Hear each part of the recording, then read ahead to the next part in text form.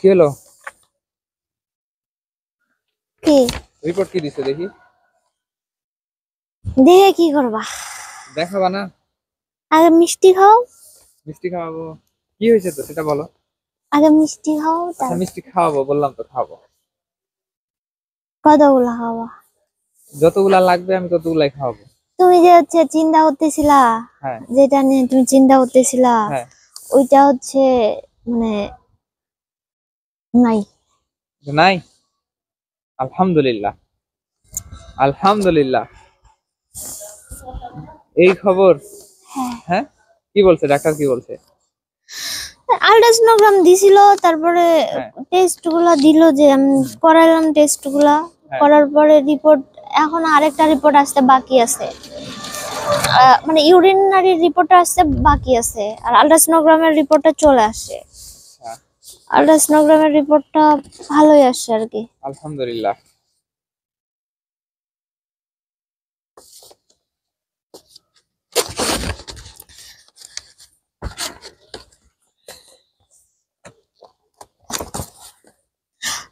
আগে যে যে সিস্টটা ছিল, হ্যাঁ বড় ছিল না, তো ওইটা নিয়ে তো আমিও টেনশন করতেছিলাম। আর যেহেতু পেনটা বাড়ছে কালকে থেকে, পরে এখন তোমার দেখো, এখন 2.6 আছে।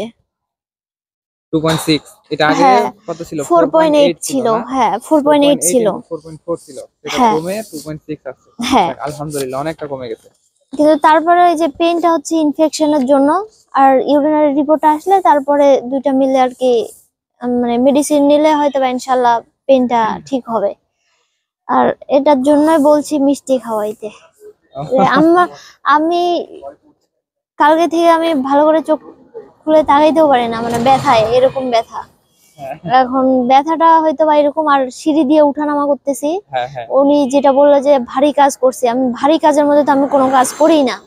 হ্যাঁ, তো আমি তখন বললাম যে আসলে আমি মনে হয় সিঁড়ি দিয়ে উঠানামা আমার বেশি হয়ে যাচ্ছে, এটার জন্য তো আমি সিঁড়ি দিয়ে উঠানামা করি না। হ্যাঁ।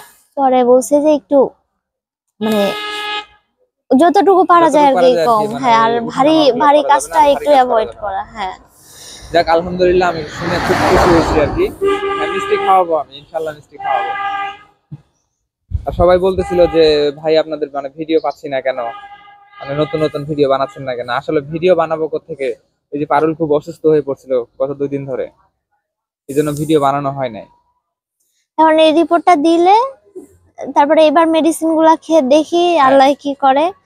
আল্লাহ ভরসা। হ্যাঁ, আমার এত ব্যথা, মানে কালকে রাত থেকে যে ব্যথাটা শুরু হয়েছে, আজকে কমতেছিল।